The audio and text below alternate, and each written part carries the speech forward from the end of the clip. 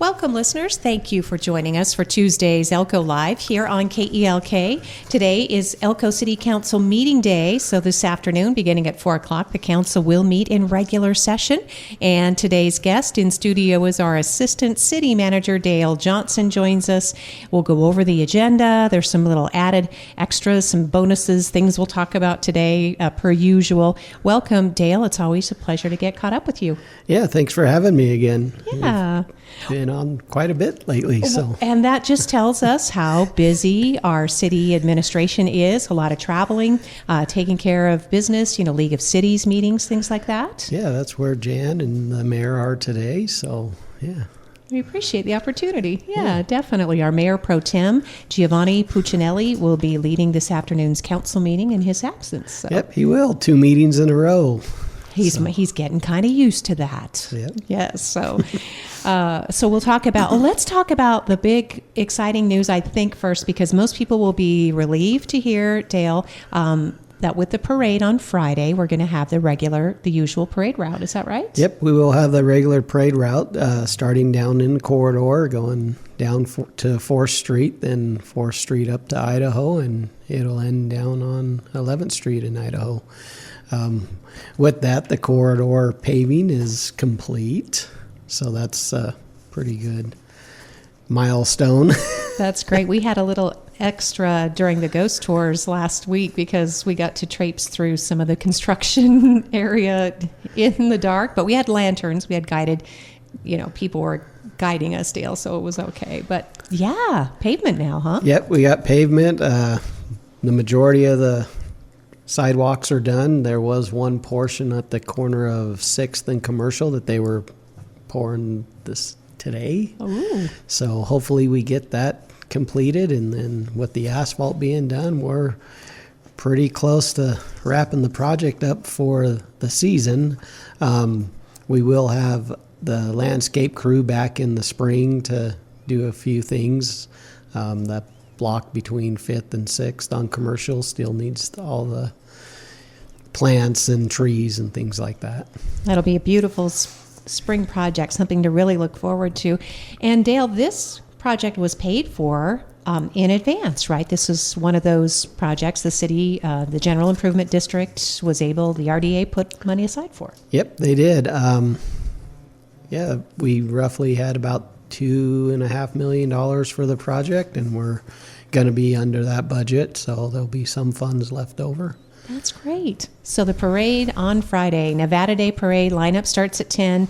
It's all the usual, following the parade route. There'll be some fresh pavement to enjoy, Dale, and then that means smooth sailing for the Snowflake Festival as well. That's right. Yeah, the contractor should be down there this week doing some final cleanup and things, trying to get equipment and stuff off-site, hopefully before the parade, but if they do have stuff down there, it'll be centralized in one location. We'll just throw some decorations on it. It'll be fine. Yeah.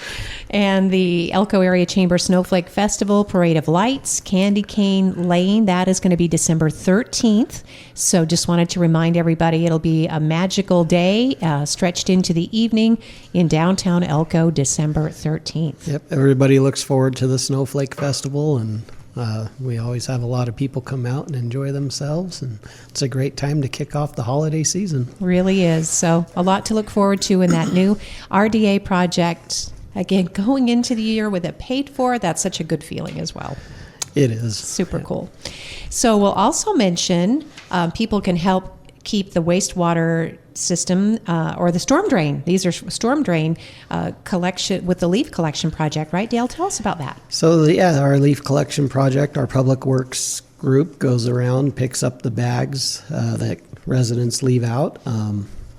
We can pick up bags at the city supplies at City Hall. I believe we have some at the fire station, PD, all public works. Most of the city facilities have them. The water and sewer shop will have some.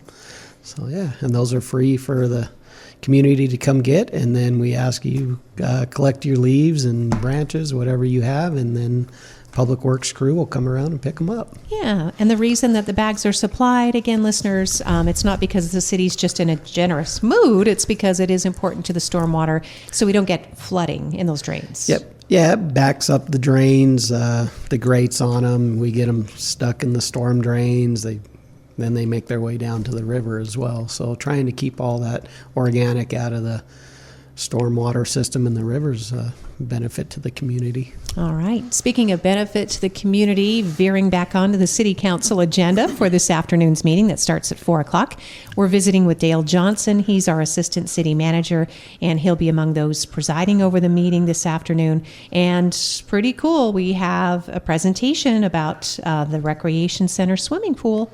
Yeah, Rusty Barr is going to be there to give us a little presentation and update on the Boys and Girls Club pool and where we are with construction and how things are going. It looks good from the outside. We just don't know what's going on the inside. We're all hoping that completion can be mastered by the time that January 1st day rolls around. That's the goal anyway. Yeah, we are hoping for that day. But we'll see what Rusty has for us. There is a lease agreement also on the council agenda tonight for the Boys and Girls Club to be able to take over the indoor pool and the equipment room and some of the parking there at the existing old pool. And that would allow them also to operate that pool at that time too if the new facility's not ready, or the city could continue operating it depending on what council says and how things shape out. Yeah, that'll be debated during this afternoon's meeting, I think. I mean, debate might be kind of a heavy word, but it's also important to note that taking over that lease of the old pool facility was always the intention. It's not something new. It's just the city hadn't gotten around to doing the lease yet, right, Dale? So there's an existing lease on the outdoor pool currently. So this will be for the indoor pool, the equipment room, and parking. So this is just an amendment to that existing lease. So yeah, with this, the Boys and Girls Club would have full operation of that facility. Because as it is, the fall-winter schedule for this year takes us right through December 23rd with regular swimming. And then we did want to notice there'll be a couple of holidays, I guess, in there, and the pool will be closed for those. Yeah, over Thanksgiving, the pool will be closed from November 27th through the 30th. And then again, like you said, in December, the pool should be closing around December 23rd. All right, so that'll be discussed during this afternoon's regular council meeting. Again, whether or not when the pool reopens January 1st, the goal is it will be completely operated by Boys and Girls Clubs. The city is committed $400,000 a year to operate the facility, and we know that the city was spending much more than that each year. Yep, just in operating costs and maintenance costs, obviously wages, benefits, things like that. Mm-hmm. So that $400,000 will supplement the Boys and Girls Club and give them some operating funding for that new facility.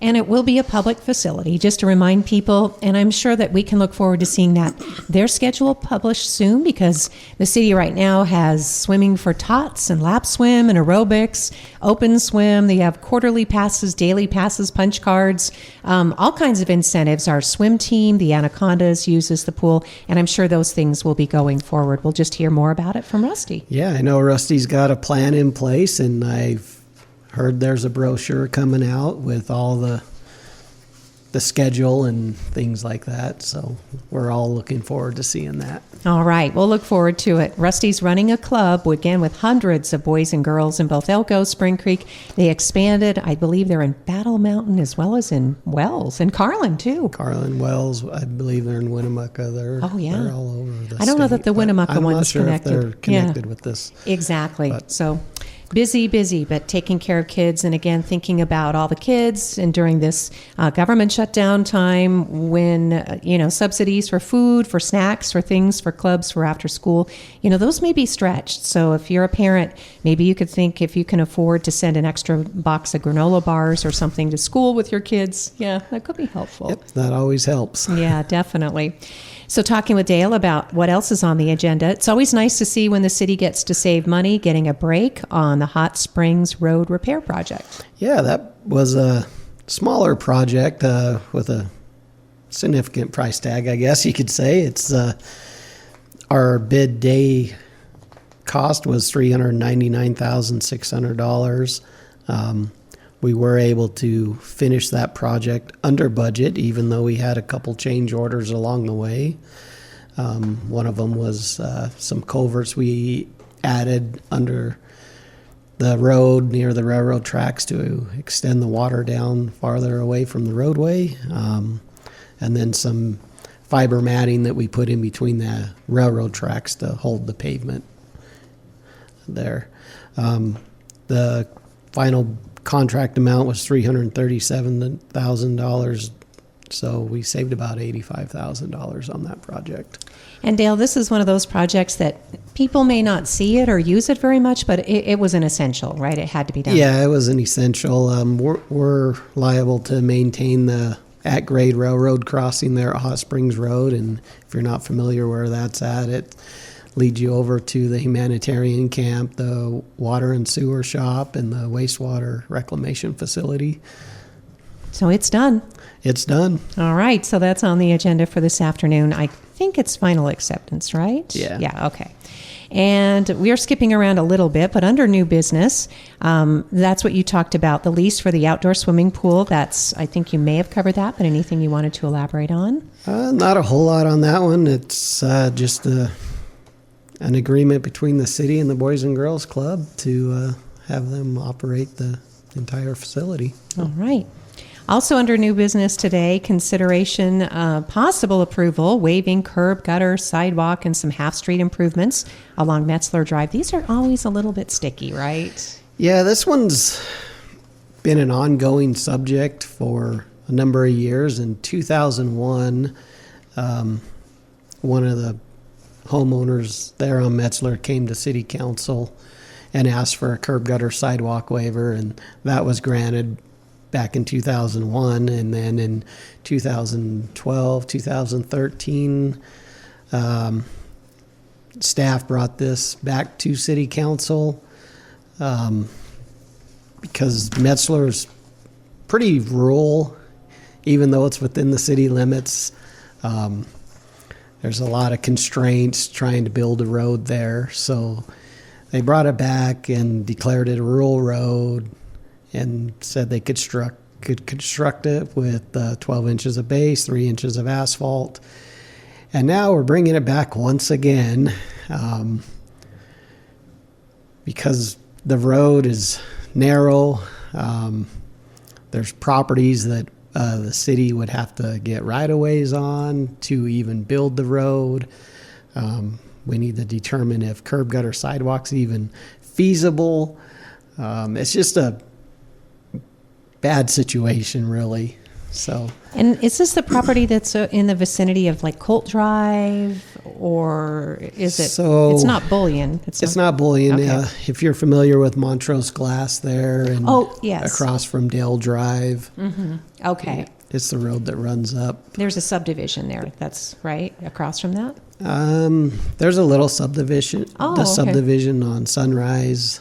Yes. But yes. as you go up the road, it's kind of out of the city, basically. I mean, it's a different area. It is. And I guess if you're into planning and that kind of thing, then you can see what happens, when you have rural property. I mean, this radio station used to be on the outskirts of town, right? And so we didn't get curb, gutter, and sidewalks until later, until Delmo was assistant city manager, I think, right? So and with this one, it's until we acquire some property, it's really not even feasible to expand the road or put curb gutter sidewalk in. And then we really need to see if it's feasible to put curb gutter and sidewalk along that roadway because of the width of the area. Some of it's 20 feet wide, some of it might be 25, 30, and without some deed of dedications from property owners or purchasing some property from homeowners or somewhat, we wouldn't even be able to build a feasible road for. So the reason it looks like this is on the agenda is just to kind of clean this up once and for all, or does somebody want to develop something? Well, nobody's per se wanting to develop. We had a homeowner come in and he's converting a commercial building to a residence, so that triggers the need for public improvements. But it's really not feasible at this time. We don't even have a design for them to build off of. So what we're proposing is having council take action on directing staff to design it, something feasible, and then bring that back. And until that time, we are asking for a curb gutter sidewalk waiver and half road street improvements until we're ready to really construct it. Oh, and that's an important point. It's a waiver is not not a permanent thing, right, Dale? It's not. Okay. And to have a homeowner or a business owner put improvements in and then the city designs something and then it doesn't meet the criteria, then that may have to come out. We sure don't want to see our community waste their private funds for a public project. And those resources, yeah.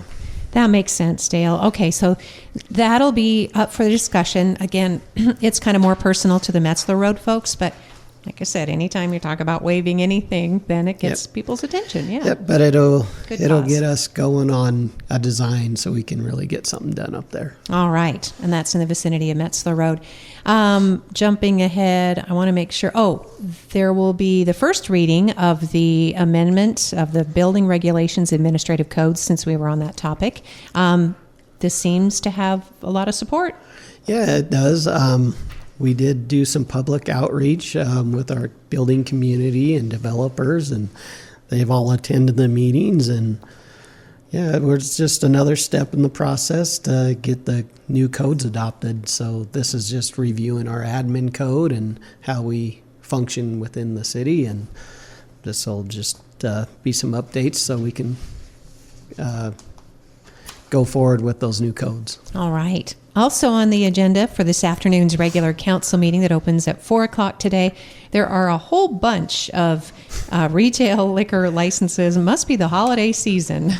Yeah, they got a bunch of them on here this time. There's 4 or 5 of them on here. Yeah, usually, and it's things like packaged liquor license for a gas station.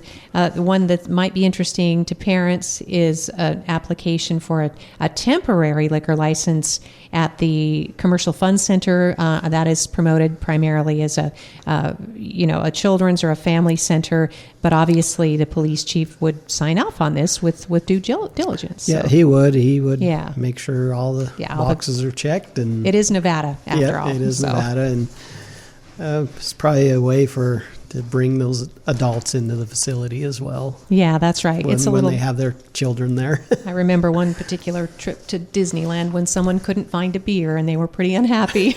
So it's important to try to have those options for grown-ups anyway. So on to the public hearing. This will also be interesting.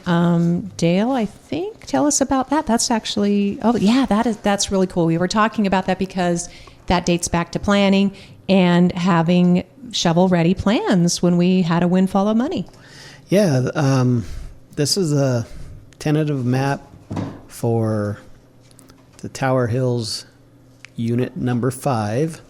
This is located at the very top of Stitzel Road, right in the vicinity where we did 2 of the ARPA projects, the hospital second source and the Elko Mountain Booster Station. The only reason this subdivision can continue on and continue building is because that booster station's online and the water line's in place to serve this area now.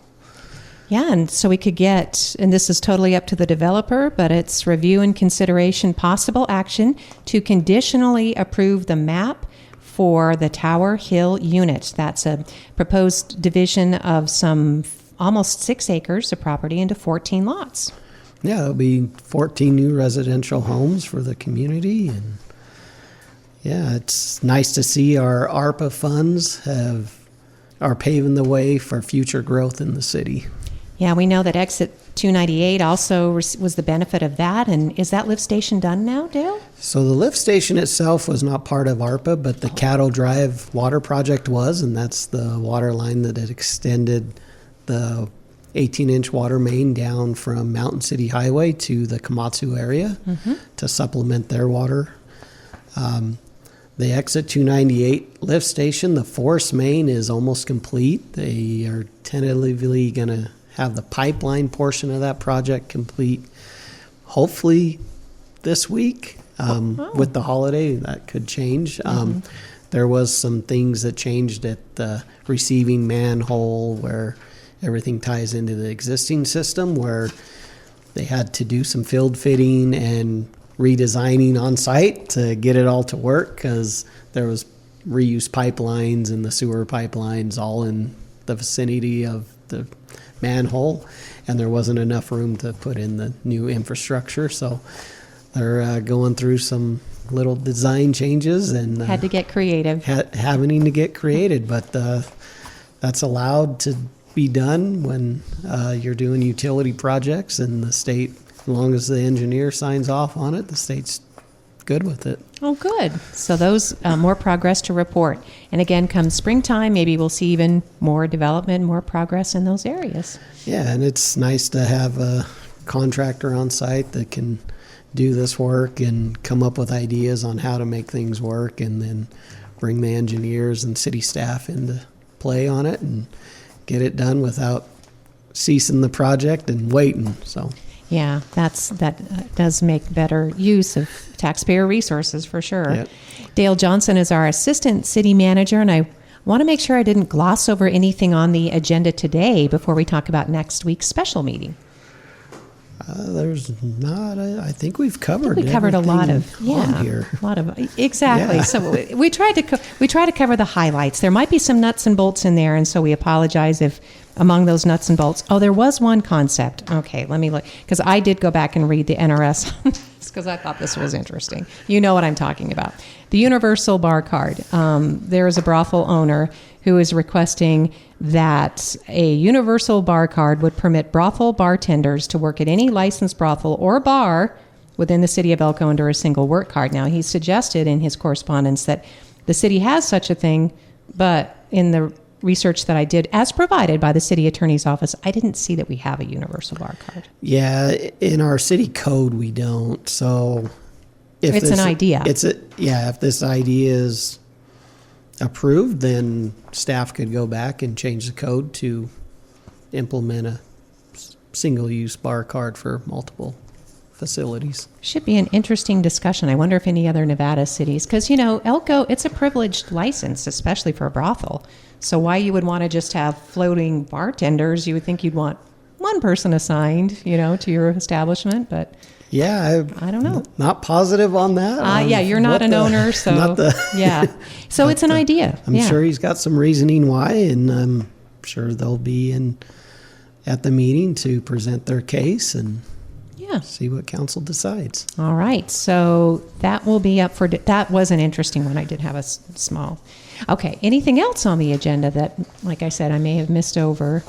I think that's pretty it. I mean, we do have one other presentation for the Extra Mile Day. Oh, yeah. What is that? Do you know? So that's November 1st is dedicated to recognizing and appreciating individuals who go above and beyond in their communities, organizations, or with their families. Oh, nice. And the observance of that day encourages volunteerism and service, celebrating those who make a positive impact by going the extra mile. So. We should have lots of opportunities to go many extra miles in the current economy that we're in. Seriously, tomorrow on this program, we're going to have the new director of Fish, Friends and Service Helping, and they're going to be talking about keeping up with demand for food if the shutdown does not discontinue, because people are going to be in dire straits. Yeah, and this one, going the extra mile day, is, you see a lot of people in our community that really go above and beyond. Yeah, and they don't expect that recognition. And so it is nice to be able, we have a program called Hometown Heroes, and those are folks who are nominated by the community and their peers, and they're honored at the halftime during the football games during our season, or all the games, all the athletics at the high school. So yeah, I was actually a recipient of that one year. Nice. When I was the president of the Elko Junior Football League. So. Did it change your life? It was a great time. I loved running the league and giving back to the community and seeing all the smiles on the kids' faces playing football, it was very worthwhile. Nice. I always look forward to seeing the Junior Football League in the parades. Hopefully they can make it on Friday for the Nevada Day Parade. And look at the experience it gave you, Dale, because you are now the assistant city manager. So Yeah. it all goes toward, it all counts. So I want to make sure that we mention that we do have a Tuesday, November 4th special council meeting. In fact, it's all day. Yeah, that is our strategic planning workshop. It's the second part of our strategic plan for city staff. It's workshop number 2. There was community involvement in prior portions of this strategic plan that went out to the community. So we're going to take all that information with the 2 workshops that the city staff does and come together, and we'll come up with a strategic plan going forward. This has been an extensive process. As I think Dale's kind of humble because the city really embarked on this wanting to know, what do residents want? And it did not exclude anybody who doesn't live in the city. County residents, people could participate, whether you're new or you're several generations here. And this has been several months in the works. Yeah, and it's really a vision of where the community wants the city to go and how to get there. So, yeah, it's been a long process, but it's been a great one too. It's nice to see, at least the meetings I was able to attend, that there is emphasis on our public parks and amenities and our historic places, our culture. People really do seem to value what makes us unique here in Elko. So, Yeah, and the city's really role in good. that. Yeah. So we'll see, again, the Tuesday, November 4th meeting. It will be from 9 a.m. right up until about 4:30 or so. There is an agenda, but you can drop in on sessions. You don't have to stay for the whole thing. Council and officials will be there, invited representatives of the city, right? That's right. But again, the public is welcome to come and observe the workshop. There won't be action taken because anything decided or discussed with intent during this meeting comes back before the council. That's right. And I believe there possibly could be a go-to link on there. Oh, a maybe meeting so. link. Okay, yeah. So maybe you that can just you kind of be at your desk and observe. I don't believe- see it on there, but Well, your Is it on- eyes. is it on the agenda? package You're there? on. You're right. It's on the Let's agenda. see. Yeah, it's on the actual Yep, agenda. there is a meeting go-to for Perfect. this. So yeah, you can log in and follow along. observe and see how things go. Yeah, see if some of the plans that maybe you talked about, there are some exercises. There's obviously setting goals. This is the first time the city has done this. So again, it's significant. Yeah, it's a 5-year strategic plan, and it's a venture the city's never gone or done. So it's great for the community. I think I am one of the lucky ones because doing this radio show for so long, Dale, I've been able to talk to city representatives over the years. And I can truly say I think that's why our city fares well compared to other communities our size or even our county community, just because there's so much planning and so much involvement. We had people that were forward thinking, like Dennis Crooks, decades ago. And now look, we have a harp trail and things are connecting now. That's right. Yeah. Planning is a big part of city and city infrastructure, mapping. Without a great planning department and someone to head that up and lead that, things could really go astray. Yeah, they could. And then you could just get strong personalities calling the shots. And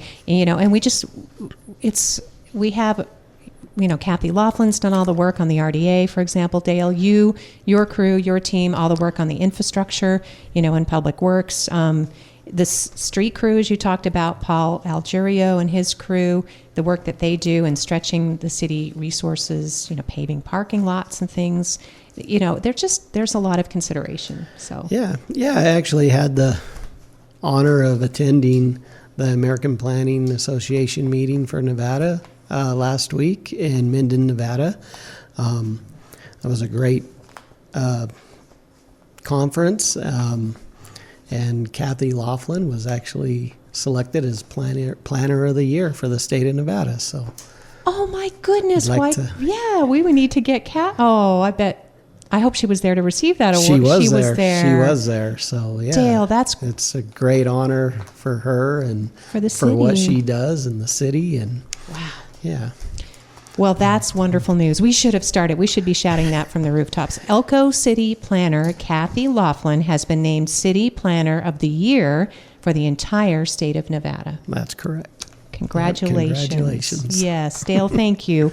Sorry we waited till the end of the show, but I knowing Cathy too, she's probably very modest about this, and Yep, yeah, she was very modest. I bet. But Yeah. it was great. It's not an easy job. No, it is not. it is not. Planning almost always disappoints And someone. she does a great job. so. Right. Planning makes a lot of people happy, and it should be for the greater good. But often people are disappointed and upset because maybe their plans weren't realized. But on we go. Right? Yes. Yeah. All right.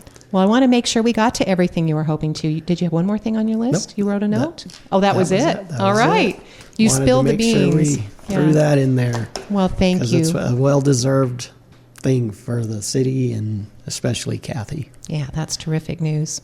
Our City Planner of the Year, Cathy Laughlin. Go spread the news and tell them you heard about it here on Elko Live on KELK. Dale, thank you so much. I know you're headed to a meeting this afternoon, and we appreciate your attention, as always, to the radio show. Thank you. Yeah, thank you for having me.